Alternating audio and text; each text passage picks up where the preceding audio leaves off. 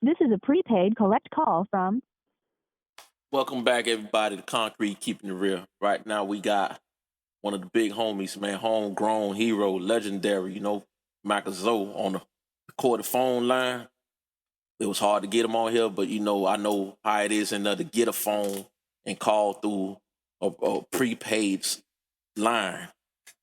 So, Mac, man, I appreciate you calling. I appreciate you giving your time.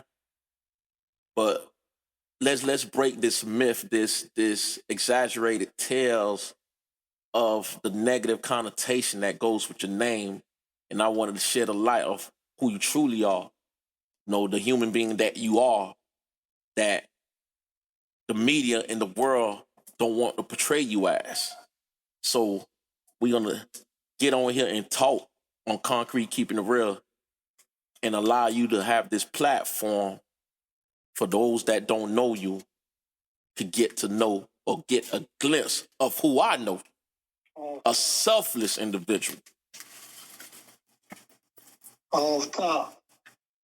I mean, you already know, you feel me? You been around me. We did time together, you know what I'm saying? And you and I know, you know what I'm saying, the image that they portray me, or the light that they portray me in, as being a monster, a villain, or, you know what I'm saying, a bad guy, or, you know what I'm saying? I always like to let it be known that, I'm definitely not a saint. I had my run-ins, my slip-ups, right, my mistakes, my errors, you know what I'm saying? But to pin me as a monster and a threat, a menace to society, that's definitely not me. You know what I'm saying? Someone who just go around trying to harm a motherfucker, or, you know what I'm saying, doing dirt, you know what I'm saying? That's definitely not me. I may have done a lot of the wrong things for the right reason. Right. Right. Off top. It's like I like to tell people, to the world we might be the villains, but to our family we the heroes. And when I mean family, family, people think it's immediate family members. Family is our community. Family is are all those we come in contact with, because we not trying to harm one another, but we're gonna protect ours. But we live in a country, like I like to tell you, they hypocrites. If something were to happen to the White House, the only thing they tell us to pray for other people, but they're not gonna pray. They're gonna protect theirs. But they bombing shit. They don't talk about that. They don't talk about when and I'm not trying to compare what goes on in the street to war, but in a sense, let's use the analogy of what you just said. They ready to go to war and bomb. They not talking about all them kids they done kill across on the other side of the world. And little kids, they don't care if they hospital. Listen, by where terrorist bases are. Listen, but they not gonna put that. They gonna flip whoever they can flip. Thank you. Kids, women. You know what I'm saying? It don't matter. Innocent bystanders, they get they mad. And they not gonna talk about that. They not gonna put that on the media. They not gonna talk about it. The media is gonna talk about the untold truth. But you know what the beautiful thing is? They created something. You know what I'm saying? All they saw was the mighty dollars. They really didn't realize, you know what I'm saying, how they was putting the power back in the people's hand with these social media platforms. You know what I'm saying? The Instagram, the Facebook. That's why we seeing things. See, news was controlled. Exactly. They used to control the narrative. They used to be able to control the narrative from these broadcast stations and radio stations, and you know what I'm saying? They used to be able to control and feed us what they want to feed us. That's right. Now people out there with their phone. Raw footage. Yeah, raw footage. And they push them and they press and play. You know what I'm saying? And we get to see a lot of shit is getting exposed. Right. We get to see it. We get to see it without the filter, without the editing, without the clips being taken out. We see raw footage. Raw and uncut. All right, so Matt, we're gonna take it back to back in the days, man. We're gonna take it back to your youth, because I want the audience to know who you are. Where were you raised at? Where were you born at? Where do you come from? What was your family life like? Well, I was born in Bahamas, born in Nassau, Bahamas. You know what I'm saying? My family migrated You know what I'm saying? I was the last of 5 kids. Baby boy. Yeah, baby boy all day. My family migrated from Bahamas. Well, my mom and dad, they migrated from Haiti to Bahamas. Correct. Had 3 kids. You know what I'm saying? The last 3 migrated from Bahamas to the U.S. And when you say migrated, you know, so people could understand, because I just had a conversation with a brother the other day. I just did an interview. And when you say migrate, we talking about the almost like the Underground Railroad. They smuggled themselves over here. Definitely. You know, we talking about when we talking about the Bahamas, the Haitians went, they took that voyage. We're talking about on sea. Could have lost their life. Went to Bahamas and then had to take another voyage, had to get smuggled to the United States. And that's what you're talking about, right? Place. Yeah, we came in illegal. You feel me? Illegal immigrant. Wow. You know what I'm saying? We had to take a risk, roll the dice. Oh, so you were on that boat too? Definitely was. Wow. Yeah, definitely was. Man, listen, man, I try to tell back then, you feel me? Yeah, I try to tell people, man, they don't even know the risk in that. You know how many bodies the sea has claimed? And when I'm talking about the sea, I'm talking about it's almost like when the slaves were getting shipped from Africa to America and they were jumping off the ships, or ships were sinking. So we're not talking about all the lives that were claimed by the sea because they were coming for the American dream. You understand, Mac? And you just happen to be one of the ones that made it. So where did y'all land when y'all came to Florida? What part of Florida did the boat dock at? I think, if I ain't mistaken, we came through Palm Beach. Well, we, through Palm Beach, I guess that was the little drop-off spot, you feel me? But we got to Miami ASAP, though, day one, you feel me? Because really, but my old boy, you know what I'm saying, he left Bahamas. After my mom gave birth to me, my dad left Bahamas and left the family behind, you know what I'm saying, with a game plan to go run the bag up and send for his family, which he did, you know what I'm saying? No death. You know, it's in the bloodline, line of honor, you feel me? Right.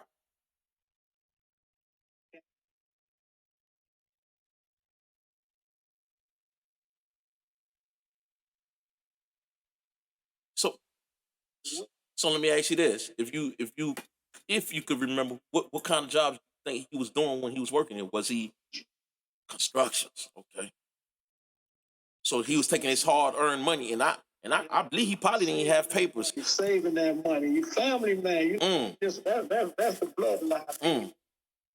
You know, every male figure that comes, is in the blood. Family man. We don't stray away from the kids, the youth. You know what I'm saying? Our child. Yeah. You know, there ain't no deadbeat in that bloodline. You feel me? Right. On top. Well, yeah, Dad, came over, got it right. So we're still sending money to, keep us fed, clothes on the back, roof, you know what I'm saying, roof over the head, shelter.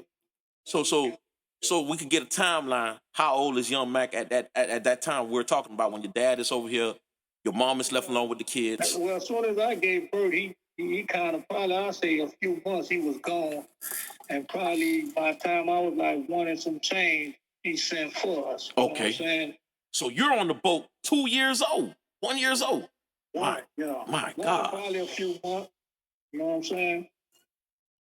1976. I was born in 75. You feel me? Right. Top. So now we land somewhere in Duval, and immediately you were in Miami with your dad. So what part of Miami? What type of Miami? What place in Miami were you in?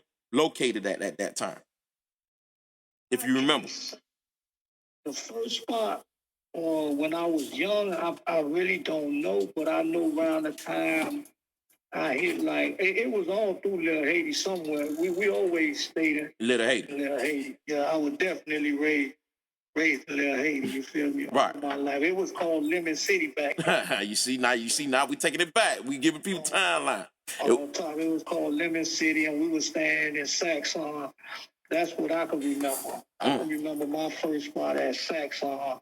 I was like about 4 or 5 then, though. No, that's how far back I can remember. And in the community, who was around you? Who were your peers, or who were the neighbors? What did the community? Who did the community reflect as far as race? Latinos, Haitian, American, Islanders. You know what I'm saying? That was pretty much the vibe. Okay, and were most of them just come, or were they already Americanized? How? Because I'm just trying. I know what it looked like, but I'm trying to paint the picture for the viewers. I mean, for the in the '70s, a whole lot of motherfuckers was coming. You know, between the '70s, the '80s, you know, they was flooding that water. You feel? Right, it was a lot of immigrants. Yeah. Yeah, looking for a better life, man. Coming to chase that American, get a piece of the pie, the American dream. You feel me? So now let's talk about your elementary year. All top. What school did you attend? I went to Morningside. Morningside, the best side. Okay. Morningside Elementary. And what middle school did you end up going to then? Edison Middle. Okay, so how was school? How was school then for a young Mack-A-Zoe, or school then period for kids back in those times? Morningside, I don't recall how would I say or the dislike for Haitians, or elementary. I don't recall that. Okay. You know what I'm saying? We was all vibing. Because we're kids. You know, it's Exactly. you know what, it's a song Tupac got when he said, you know, he wished we could go back as kids. You remember that line? When everything was great. Yeah. All time. That's some days, man. So no hate. It's no hate. It's all love. In my household. Yeah, it's all love when we kids, man. So it didn't matter if you was white, black, Hispanic. Wow. You know, American, Jamaican. Right. It's all love in elementary school, man. We kids. You know what I'm saying? That's all I know. Okay, so now let's move on to Edison Middle. Yeah, get the Edison Middle is a whole different ball game. So tell me, tell the audience, the viewers, how did the dynamic change? What changed? Because now we're talking about middle school is usually when you're preteens, pre-adolescents. So I'm gonna say that's between the ages of 11 to 14, 15. Yeah, 10, 11, 5th grade. Because Edison had 5th grade at the time. I don't know if it do now. Edison Middle. Okay. 5th grade, 6th grade, 7th grade, 8th grade. You know what I'm saying? Then you go to the senior. But when we got to Edison Middle, it was kind of starting to, it started growing, I'm going to say, in Sable Palm. Because, you know, back then it was Sable Palm boys before it was the Pound, Zoe Pound. Right. Sable Palm. So, yeah, we used to get in little, you know what I'm saying, brawls or whatever, you know what I'm saying, beat up and fight dudes on the west side, which was mostly Americans, and, you know what I'm saying? Right. Yeah, and it translated over to middle school, you know what I'm saying? Because I was about getting ready to head to middle school anyway around that time, you know what I'm saying, about the time we moved to Sable Palm. As far as I can remember, that's when the hate and Haitians and roll collar and HBO with the Haitian body order, and they had all the little sayings, you feel me? And when you say HBO, Haitian body order, what they were saying Haitian smell like? Well, Spain, you know what I'm saying? We brought AIDS in the country, all that shit, you know what I'm saying? So Haitians had a bad, so back then, to be a Haitian, it was a bad stigma. It was a bad connotation that came. Definitely, you know what I'm saying? It was like a curse to be a Haitian. Wow. You know yeah, motherfuckers, man, you call a motherfucker a Haitian, man, you get killed. You call American nigga, you Haitian. Wow. That American brother kill you back in them days, you feel? Right. That's like calling a nigga a fuck nigga a rat. So that's how strong the word Haitian meant. Haitian was the most derogatory term you could call someone to describe them as being beneath shit, as you call it. B-boy, it was so bad, right? It was a Haitian dude. His girl didn't know he was a Haitian at the time. Wow. You know what I'm saying? She found out he was a Haitian. Dude drove by the school. I think it was behind Edison Middle. on the side by Edison Senior. I don't know the location, but I know it was behind one of the schools. Well, the Edison Middle Edison Senior, and this is a fact. She found out he was a Haitian, and he ended up, driving to that location and blowing his brain, killing himself. Killing himself for being a Haitian. Being a Haitian. Because she found out. Because she found out. Yeah, but she was still, from what I heard, she was still rocking with him. But he thought it was so bad he thought she would leave him. Yeah. Dude ended up killing himself, you know what I'm saying? It was that bad, man. You know what I'm saying? And where do you think that come from, though? Where did all that come from? It was the shame of being a Haitian. It was more fear, you know what I'm saying, or the repercussion, or, you know what I'm saying, or what will come, you know what I'm saying? Because, you had Haitian Friday where they beat on the Haitian, and then the last day of school. What's a Haitian Friday? This one that I haven't heard. What is a Haitian Friday? Yeah, on Friday they beating them down. And when you say beating down, they're looking for a Haitian to beat on. Yeah. So kids skipping school, they gotta leave school early. You know what I'm saying? They want to go to school and get an education, but they got to leave school early. Because they don't want to be the one that the kids find to beat on. Exactly. That's terrifying. Yeah, definitely. That's terrifying. And when we talk about, and when people think, and I want the viewers to understand, and the listeners, and when we're talking about, we're not talking about one individual. We're talking about maybe 30 or 40 kids looking for one kid to beat on. Yeah. Beating them down. So how did that play on you mentally, you and your friends? I mean, that's what made us form, a little movement. It started from, Sabre Palm was like one of the biggest apartment complex in Haiti. And what was that located at? What street? We're in the map. 54th Street and like Northeast 3rd Ave, 2nd Ave, between Northeast 2nd Ave and Biscayne. Mm-hmm. Between Northeast 2nd Ave and 5th Ave. Yep. Run from like 54th Street to like 51st.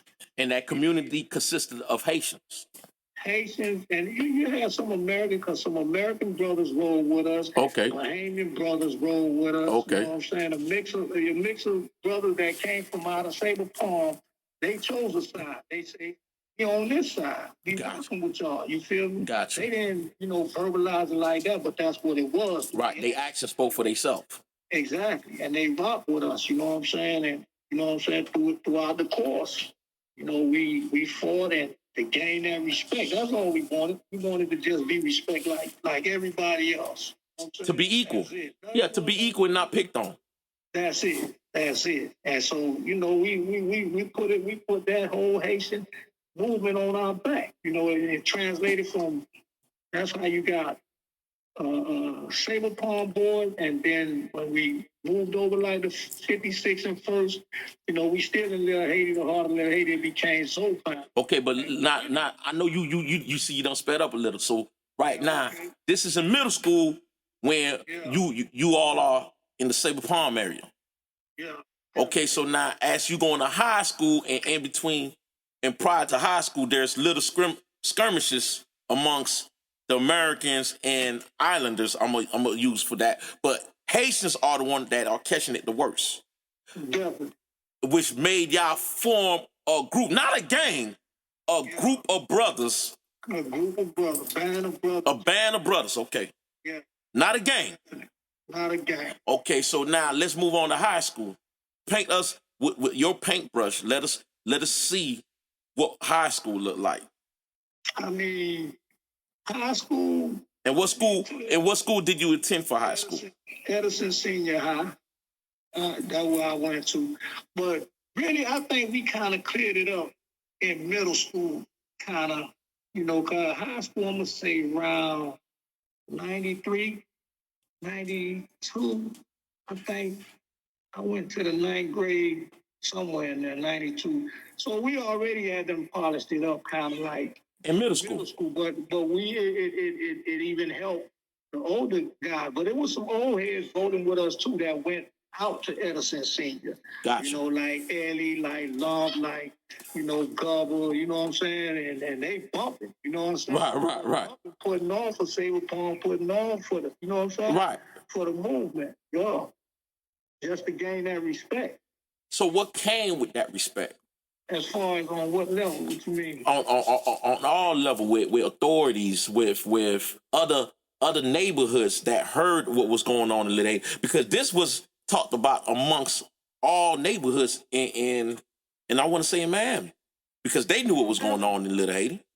Well, I mean, we did what we had to do to gain that respect, and we, you know, it went to the level to people realize, okay, they just speak a different language, but shit, they getting down just like us, if not both. You know Right. So the respect level was there now. You know what I'm saying? So, they respected us. They vibe. You know, they started learning the language. They started learning the culture. You know what I'm saying? So what about the parents of the children that were being beaten, or the parents of the children? What about your parents? How did they take what was going on around that time? They really didn't understand. I mean, me personally, I never brought it home to them. Okay. You know, we just got out in the field and we got it down. You know what I'm saying? Yeah, they never really knew. As far as my mom and my dad. You know, I can't speak for nobody else. You know what I'm saying? But they never really knew what was going on. It was really just me and the homie. You know what I'm saying? We know every time we go to school, we ready. We suited and booted. You know what I'm saying? Yeah, we slide. You know what I'm saying? And we not even talking about weapons. We talking about hands. We talking about fist fight. We the weapons too, right? Just to keep it all the way funky. Okay. But we never shoot nobody. Gotcha. At that time. What we did, because we was ganged up one time in front of Edison Middle Auditorium. And then when we pulled the guns out, everybody dispersed. Gotcha. You know, we saw the power in the gun then. You know, right? But we didn't have the shoes. We didn't have and we wasn't really trying to take it there. Like I said, we were just trying to protect. You know, yeah, that's it. Protect ours. You know what I'm saying, and gain that respect for our people, man, the culture. You know what I'm saying, and that's all we wanted. You know what I'm saying. And you said at that time you didn't know, but at that time when that took place, when everybody dispersed, that's when you saw the power. Definitely. Okay, so now, what around this time your family is like you said, your dad was a hard construction man. Where are you all in life financially? Rough, man. Rough. Shit was rough. And what you mean by rough? Because people don't understand what rough look like. Break it down to you. That's why I'm telling you to elaborate. You know what I'm saying? I'm going to get to you, Ron. I'm gonna go straight to it. I ain't even gonna drag it out. Talk to me. Back from school. This how rough it was. We were standing in Sable Palm. You know, Mom Duke always behind. You know, pay a little bit on the phone, pay a little bit on the light. You know, struggling with the rent, back and forth with the landlord and shit. And one day we came home, our shit thrown out the house. Wow. Evicted. Everything out. And you didn't even know this was going on. Nah, it was an embarrassment. You know what I'm saying? And as kids, you know, a lot of little kids in the neighborhood making fun. Laughing. They don't know no better. Yeah. You know what I'm saying? They laughing at us, but we embarrassed. You know what I'm saying? But we just gathered our shit. You know, I don't know how we put some of our shit, because we have few family members staying in Sable Palm also. We put some of this shit in their apartment. You know what I'm saying? I don't even know if we had storage at the time or was able to afford storage. I don't know, but you know, we got it. Because as a kid, you wouldn't know some of the things the adults were doing, but you just knew some of these things were put places that you did not know. Yeah. Wow. So I can only imagine you coming from school to see that and not knowing this was even occurring. Yeah. Embarrassment. You know what I'm saying? So what did that embarrassment did for you? What did it did to you internally and mentally and emotionally? Me and my brother knew from that moment forward, we'll never let this happen to our family again, regardless of what it takes for us to do, what us to risk, sacrifice, whatever it takes. We won't allow this to happen ever again. You know what I'm saying? And I could imagine the mother who's looking at her children in tears because she's trying to do everything she can as an immigrant, probably have language barrier and whatnot. Talk to the sheriff, they ain't hearing it. Ain't no simple.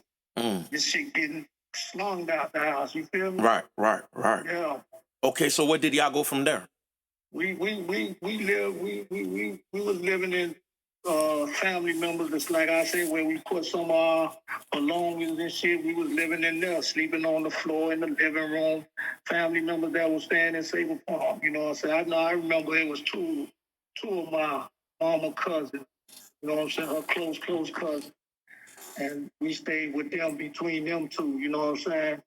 And until we got until my mom got everything back together, and we did our thing.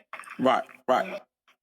Yeah, we did our thing, and we was taking risks, breaking in entries, our hands was forced. Right. Expect. I'm gonna do whatever I gotta do to keep a roof over my family head, and whatever penalty come with it, as a man, I'm gonna accept accountability. You know what I'm saying? But I'm definitely not gonna let my family do without. You know what I'm saying?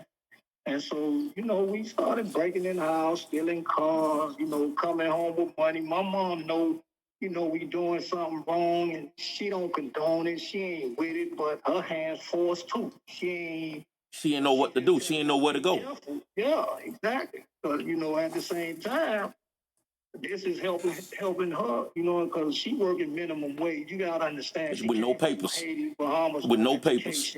No papers, exactly. Listen, she's working minimum wage. And no, not minimum wage. She's working under minimum wage because I remember my mama. I like to tell people I remember my mama. She worked at a sewing factory, and she was making $2.50 an hour. When they were going to pick corn, you never pick beans. Yes, and they were only making $2 an hour. Yeah, you know what I'm saying. So shit was really rough. This was. Under no circumstance a mom would want to see their kids, getting into the street and, getting into these criminal activities. But then what I'm going to do? You know what I'm saying? She doing everything she could do. We doing what we got to do. So what about school? You were so at this time you're no longer attending school anymore? No, I was still going. That one thing about it though, we going to school. That's something about the schoolhouse. It was like my sanctuary, my peace. You know what I'm saying? It kept you. It kept the human aspect of it. Hold on, yeah. You know what I'm saying? So I went on to school, even with doing the little B&Es and whatever. You know what I'm saying? I'm shoplifting to keep myself, looking good or well dressed, to keep up with the fashion, because they used to clown us too with the roll collar, Haitian on that. We wearing about 10, 20 different colors. Yeah, shirt, shoes. Shirt, shoes, hard bottom. That's exactly how we were going to school. Yeah. You know what I'm saying? So, we trying to keep up with the fashion, the peer pressure, the American culture. No, it was the Haitian culture brought the culture that they lived in Haiti, where they used to dress the kids in church clothes. And when we say church clothes, we're talking about formal wear, ties and dress shirts and dress shoes. And in America, that's not how they were sending their kids to school. The kids that were going to school like that in America that we probably did not see probably were the kids that attended private school. But the ones in public school were actually wearing what we call fashion at the time. But that did not go fair well with our peers, because like you said, we were probably coming to school with church clothes and the other kids were ridiculing. And we getting clowned, we getting ranked on, you feel me? Right. So that's pressure. That's a lot of pressure. A 10-year-old kid, 11-year-old kid, motherfuckers clowning you in the class. You getting in the fights, you popping off, you know what I'm saying, going to the principal office, because of the pressure that's coming. You know what I'm saying? So let me ask you, how many times you ended up in the principal office? Oh, man, I see it many times. But under no circumstance would I let them paddle me. I told them, No, not the paddle. They was able to paddle you back in them days. Wow. Yeah, they'll give me indoor suspension, though. I'm cool with that. Run around with the janitor, cleaning up. Yeah, I was cool with that. But I ain't taking that paddle. Only my mom and dad putting their hands on. Got you. So let me ask you this. The band of brothers that was in Sable Farm with you, how did that bond start to feel? Because I know you had your own brother. I know you had your own siblings. But how did it feel to have those friends, those ones, your neighbors, the ones that was in the community, build that bond with you Yeah. during that time. Explain to the audience how did that feel? Beautiful feeling, comfortable feeling, knowing, you know what I'm saying, he got my back, I got his back. You know what I'm saying? We riding together. You know what I'm saying? That's a beautiful feeling. You know what I'm saying? It bring that security. You know what I'm saying? We confident. You know what I'm saying? You know what I'm saying? The fear ain't there. You know what I'm saying? Right. Cause my brother got my back. If anything, yeah. You know what I'm saying? Yeah. So it was definitely, you know what I'm saying, a good thing. You know, to have that. You know what I'm saying? Ain't no telling how I would have been able to cope without that. Wow, you know that's powerful. That's powerful. Yeah, definitely. So now let's get a little bit past high school. Did you graduate? Nah, I ain't graduate. So what grade did you end up dropping out of high school? All the way to the 10th. All the way to the 10th. Yeah, completed the 9th, dropped out in the 10th. So how was life after high school? What was Mack doing then? Kid, yeah, getting in trouble, going to juvenile detention center, group homes, halfway house, Okeechobee State School. You know what I'm saying? So how did at this time your mom is dealing with all this juvenile nonsense and you getting arrested? How did that affect her at that time now to see her baby boy? It was taking a toll on her, you know. And that's why I asked that question. To see her baby boy, the last one, going through this. So how did that when you say toll, what did you see happening? You can see the stress, the you know what I'm saying? Just like she failed, you know what I'm saying? You know, failed us. You know but it wasn't on her. It wasn't. You know what I'm saying? Yeah, you know, we even had family members used to tell my mom, man, leave them in HRS and just let them have them because I was that bad and stayed in trouble, you know, because my mom and dad, they plan for us was like every other parent, you know. That came here for the dream. Education, go to college. They wanted us to be the doctors, the lawyers. That was their vision for us. We gonna sacrifice, make this sacrifice and bust our ass, minimum wage, do whatever we got to do. You know, to try to keep clothes on their back and bills paid, roof over their head, and food on the table. And that's all they wanted for us, you know what I'm saying? But, you know, like I told you, that situation, when that eviction really kind of put a spin on everything. So that was the fork in the road that pushed you towards the lifestyle that you became accustomed to. Yeah. So now here you are in juvenile. As you said, you're getting arrested. You're getting caught up as a adolescent and doing delinquent activities. I'm quite sure that authorities became aware of your activities. Most definitely. Yeah. Did they know you by first name basis? Did they know you by your nickname, or did they start knowing the band of brothers? Knew me by first name basis. The staff at the juvenile detention center knew me by. Even when my mama came and visited me, it got I'm not glorifying it or bragging, but even when she started, she visited so much to the point she didn't even have to bring an ID. You know what I'm saying? They knew who she was. Yeah, you know, it was that bad. Yeah, that's bad. Yeah. I stayed in juvenile detention. It done been times. I got out today, came back later for dinner. You know what I'm saying? Got out today, came back today. What was going on? Like what was going on at that time? When you assess yourself now and look back, what you felt like was going on? What you thought was going on, or what do you think was going on? I'm trying to make old Mack look at little Mack. What was going on? I thought I made the picture clear, but I don't mind. You know what I'm saying? Digging in the eviction. Gotcha. No, I got you. Right there, put the whole spin. Like I got you. Fork in the road. You know. I got you. And it got to a point. Yeah, okay, I'm doing this now. We surviving. You know, I'm selling these VCRs, selling these TVs, breaking in our juries. I'm selling all that. We going to the pawn shop with older heads in the hood. You know what I'm saying? And I'm helping my mom. Every day I'm coming with the same lie. She knows it's a bullshit. Yeah. Man, I found this money on the floor. I found it because you know the Zoe. Yeah. They don't want to take nothing that they feel was involved in criminal activity. Yeah. They don't. But at the same time, her hands forced. Right. You know what I'm saying? If I don't You know, and she know, but she like, man, whatever y'all doing, be careful. I don't want y'all to be doing no wrong. You know, she pretty much giving us, lecturing us the school and education, and you know what I'm saying. But at the same time, we saw reality. We saw what happened. You know, we hear you, Mom, do. You know what I'm saying, and we know you want the best for us.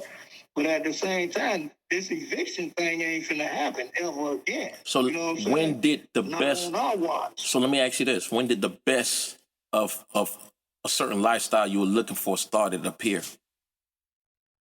The best, as far as you say, you was looking for. Yes, that's what I. Yes. I'm gonna say 1994. I hit a nice little lick. All I'm saying, 12 and a half bricks. You know, so I came up, young dude.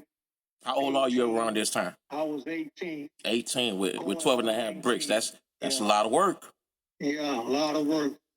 Young dude. So yeah, that's when I could say the street life paid off. At least looking back at that time to me, you know what I'm saying? Right. Really, I lost more than I gained, so it never paid off. It never paid off. But at least at that time, that's when I could say, yo, boy, the street life being good, the game being good to me. You feel me? Right. It was that moment. But you're 18 years old. Yeah, you're 18 years old. So life changes in what aspect? What changed? The cars, the clothes, the house? Cars, living condition, you know what I'm saying? Everything. Did you get your mom out that situation she was in? Yeah, we definitely relocated. Now when we went, we ducked off in North Miami now, you feel me? Yeah. So you moved your family out of Little Haiti to North Miami. And and for those that understand, and I like to tell people, when Haitian immigrants first come in, we all land, like you said, the hub at Little Haiti. Yeah. All of us came from Little Haiti. My parents came, all of us. But it's like to sin is moving to North Miami Beach to Broward. It's like moving up. And I like to call it as the white flight. And when I mean the white flight, when the Haitians started moving up, the white people started moving out. Because they started leaving North Miami. They started leaving North Miami Beach because they didn't want to be around Haitians or blacks. Yeah. You gotta remember, even in Little Haiti, before the Haitians, the white folks was there. I understand. And it was Lemon City. They were Lemon City. Yeah, and then they moved out. Yeah, it was a flight. A white flight. They called it a white flight when they take off, because they see that their community, as they call it, is being infested now. Yeah. And as we start moving to North Miami, they left up out of there. You feel me? Mm-hmm. So in North Miami, where are you at that time in North Miami? What area in North Miami? East side, west side? 144 on the east side. Okay. Yeah. So now you move your parents there, your mom. Yeah. Now she's out the oppression that she was in. So what happens then? What do you do? I mean, this is when I could say, because you get a large sum of money. A large sum of money. Like, what did you do with it? Like, I can't imagine at 18 to follow upon something like that. The cars, the jewelry, you know what I'm saying? Just hanging, you know what I'm saying? You know, the lifestyle, you know what I'm saying? Really just living it up, you feel me? Getting to the bag, you know what I'm saying? And that's where I really, you know, from there, that's what got me into the, you know, the dope game, you feel me? You know, I went from being a touch hog to doing all the little petty crimes to, now hustling, getting money. You know what I'm saying? Getting real money. You know what I'm saying? So no more petty theft, no more stealing out of cars. No, so now you're a full-fledged hustler. On top, yeah. Okay. So with the hustling, did traveling come about? Did you do any traveling? Definitely. That's when I started going out of town. You know what I'm saying? Hitting that lick with the first spot. I know I went to Jacksonville. Did I go to Jacksonville first? Then I went to Montgomery, Alabama. You know, then we start hitting Atlanta, Mississippi, not past Golden, Moss Point, all through there, you know, Louisiana. You know, we slide. We have Tennessee, you know, we had North Carolina. And this is something you probably wasn't even thinking about prior to then. You didn't even know if you could ever get out of Little Haiti. Nah, never thought of that. Because I couldn't see that far. that's why I said I elaborated on that and spoke about because Little Haiti probably was just your world, but you found out it was much larger than Little Haiti. Yeah, it was a bigger world outside of Little Haiti. So now you're networking. Now you're meeting all types of. Now you got people don't even know what Haitian is when you're leaving these states. Now they used to think we was Africans, or you know what I'm saying, Jamaicans, or but they really didn't know about Haitians. Yeah, definitely didn't know. So you brought the Haitian culture out of the state of Florida. I won't say me alone. No, when I say you, I'm talking about you and your brothers. All top, yeah. Because of course we know old heads that probably was sliding before. Yeah, but they were going to New York. You had to New York because right now, I don't know if you're aware, Haitians are everywhere now. We're all across the United States. Yeah, everywhere. Wherever. Way out in Cali, way out in Seattle. Yeah. But once upon a time, it was just a certain hub, meaning it was probably New York or Florida. Yeah, definitely. So now, how did you end up in music? That's something that we didn't talk about. Music is my passion. I love music. That's something I could do for the rest of my life. From what age did you fall in love with music? I could say since I was like about six years old. I remember, man, dancing to Michael Jackson, trying to imitate Mike. You know what I'm saying? On my toes, getting all on my toes like Mike. You know what I'm saying? Yeah, I love music, man. I love Michael Jackson. Man. Yeah, big Michael Jackson fan. Right. Definitely. Yeah, I love music, man. It's my passion. You know what I'm saying? And that's something I just love doing. You know, it don't got to be no bag involved, getting no money. This is something, like somebody. Go ahead. So throughout your whole tenure, we're talking about when the scuffling was going on, the skirmishes, the evictions, the delinquency, music was... Yeah, it was my piece. Gotcha. That music. You know, the world, just imagine the world without music. You know, when there's a funeral, you got music for that. A marriage, music for that. A birthday celebration, music for that. You know, it don't matter what it is, music. Imagine the world without music. We subject to go crazy. Right. Hymns, they call in the Bible, they call hymns. Music. Yeah, definitely. They call hymns in the Bible. Rhythm rule the nation, man. I love it. So, other than Michael, who else was an influence to you growing up? And we could go as far as back as you were when you were 6. What artists did you listen to? I know you listened to a genre of music, but which ones were the artists that were a major influence in your life? Michael Jackson, Bob Marley, Prince. I could go on and on, man. I could take you all the way from the 70s and even right now today to 2024 with the youth, the youngins. Right. I even listen to them. I'm never going to be old and, out of tune. You know what I'm saying? I'm going to always be in the loopy-loop when it comes to this music. You know what I'm saying? Because I love it. You know what I'm saying? Even with the new wave, I know some dudes are the auto-tune, the singing they doing. I evolve, you know what I'm saying? Right. I love music. So you're not the old heads, as we call that, they're stuck in their time. You're saying that you evolve with time. Yeah. I don't know nobody that know music like me. Because I'm going to take you from the 70s to 2000. I'm going to take you to compa, reggae, calypso, reggaeton. I mean, you name it, I'm there. You feel me? Right. You know what I'm saying? Afro beat, you name it. I just love music. Okay, so how did you and your brothers, because I understand, like, you all came for Zoe Pound, then, as you said, prior to high school, y'all became a band of brothers known as, I'm going to call it Zoe Pound. And again, it was not a gang. It was a band of brothers. How did you all get into music? Well, really, that kind of helped it, that lick. That's why I'm wrapping everything up full circle. I'm wrapping it up right now. My mindset, you believe it or not, even when I was out there doing dirt, I was always trying to find a legit way out. You know Okay. what I'm saying? Even at a young mind, I was always trying to find, I feared all that. The feds coming at me, I feared all that. Right. You know what I'm saying? So I was always trying to find a way out. You know what I'm saying? I'm watching the Eazy-E, the NWA, Luke, all them, the record labels, you know what I'm saying? Right, So, right. you know, and I'm like, okay, this is what we need to be on right here. You know what I'm saying? And we started vibing with because really 94 is when we started tapping into the music. And that's when I hit the lick like in January of 94, and we started fucking with the music. Well, I don't really want the profanity. I know that might, you know. Nah, you good, man. You good. That's why we call it Concrete Keeper. Much.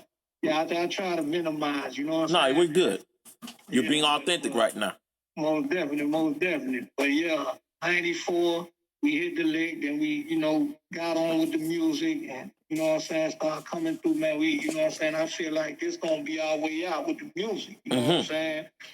And that's what we was trying to do, man, trying to find a way out, man. You know what I'm saying? Yeah. And so how did the name Zoe Pound come about? Well, you know, they used to call us Zoes, saying hard bones, you know what I'm saying? And during the time when we was fighting and, you know what I'm saying, and going hard for our people for the respect, you know, we embraced it. You know, we didn't shy away from it, you know, because you had a lot of dudes that pretended to be everything but a Haitian. A Haitian. You know what I'm saying? I was growing up around dudes, I ain't gonna lie, when they say they were Jamaican before they say they're Haitians. Yeah, Jamaican, Bahamian. When we kicked off this movement, I started realizing dudes that I didn't know was Haitian, you know, they felt comfortable now. You know what I'm saying? Wow. And they was coming out. And saying they were Haitians. Right there in the hood. And they was, so for years, you never knew they were Haitians. Exactly. My God. And like I said, I know they wasn't ashamed. It was more fear. Right. You know what I'm saying? Right. But that fear I never had. You know, I just, even as a young kid in Juvenile Detention Center, because that's what they used to call me anyway, the staff, HAITI kid. You know what I'm saying? And I'm going to Juvenile like 10, 11 years old. You know what I'm saying? In 87. You know what I'm saying? So they calling me HAITI kid. I embraced it. I never shied away from it. So now, like you said, we're in North Miami. This lick fall on your lap. You have money to play with, and now you're thinking of a way out. And one of the things that you thought about, or you and your brothers thought about, was music, a rap label. Yeah. So music is a way out. Tell us about that journey. So, you know, we started Zoe Pound, the music group. It was probably like about when we started out, because we were trying to emulate Wu-Tang. You feel me? Yeah. You know, but they was a big group. Definitely. So it was not about 9 of us. We started out. You know, we were doing our thing. You know, getting little gigs, little shows. You recall some of the brothers? You don't mind saying their names right now? Who were part of the group at that time? G-Child, Red Eyes, Damasco, Didi, Amazing JC. He definitely was like a pillar to the whole movement. Right. He used to be in the back of his yard rehearsing. They had like a big backyard with the speakers set up. Yeah. Everything rehearsed for the shows and all that. So that was the studio. Nice. Yeah. I won't say studio, but like to rehearse. You know Gotcha. what I'm saying? Put the little CD in with the instrument and rehearsing. You know what I'm saying? Like for performing. You know what I'm saying? Purposes and shit. You know what I'm saying? So at that time, how many of you all is in that group? The music group. It was 9 of us. And for whatever reason, I don't know why. I couldn't tell you. I guess I don't know. I know I wasn't a fan of breaking it down, but they felt like we should break the group down. You know what I'm saying? And we broke the group down to like 4. You know what I'm saying? And it's something I wanted to elaborate on, because as we're talking, you know, like I'm from Miami, and I know my Miami history. That's why I bring some of y'all big homies on here to talk to the youth. You know what I'm saying? I myself is a big homie to some of the youth, but you my big homies. You know what I'm saying? You and the elders. So when I talk, and when I try to even when I talk to my other counterparts, I'm talking about the other ethnic groups. This is not a gang. There's no leader in this. There's no leader in none of this. Definitely not. It was a majority vote. It was a majority. And I like to say with groups, with any. If it's 21 of us, and I agree with it. Say about 6 of us over here that disagree with something, but then the other 15 over here see it that way. We gotta roll with that. We ain't got, but that was a way, a better way. So that's how the arguing. It ain't no leader. It ain't nobody dictating the show. It ain't nobody giving no orders. You know what I'm saying? It was a majority, and I feel like that's the best way you can run any organization. You know, because anytime you have a leader, the destruction gonna come from within. Somebody want that number one spot, and it's gonna be one of your mans. You feel me? So you gonna always have a problem or some friction or some envy or some strife or some hate. You know what I'm saying? Right. When a brother gunning for that number one spot. Yeah.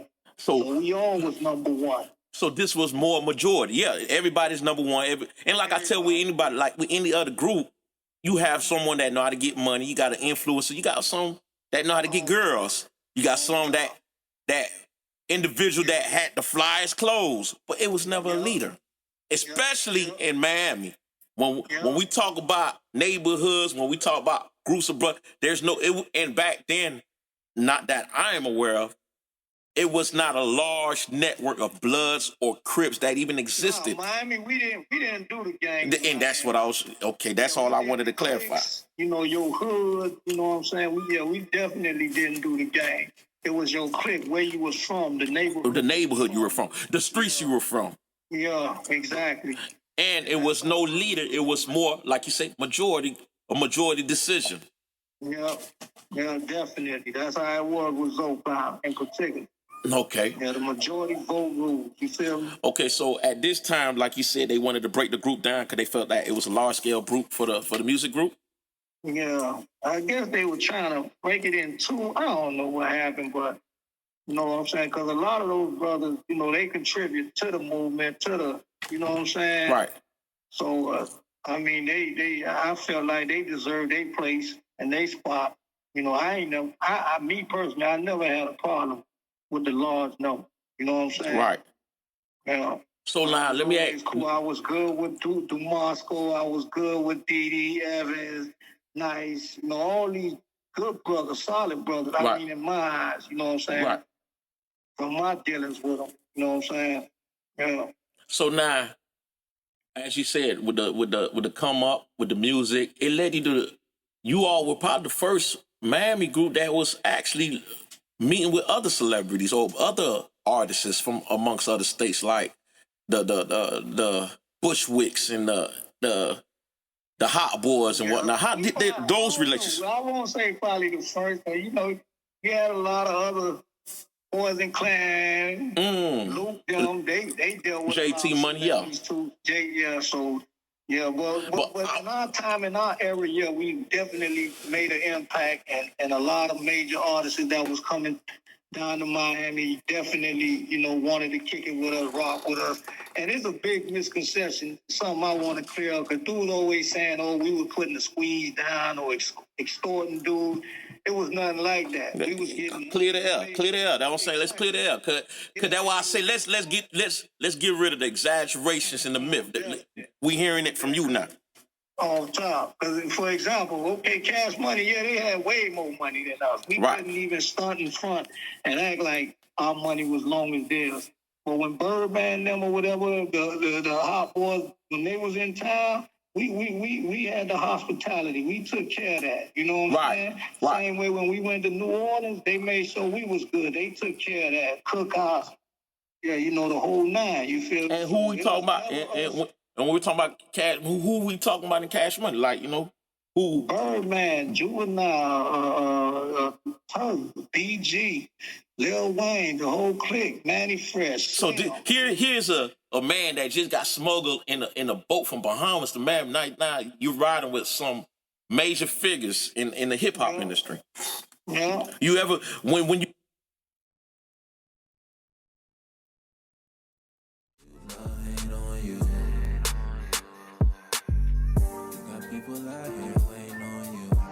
Breaking my back, trying to get that. They gon' act like we cool, but they weren't that. I was dealing with it all on my own. breaking my back, trying to get that. Act like we cool, but they weren't that. I was dealing with it all on my own.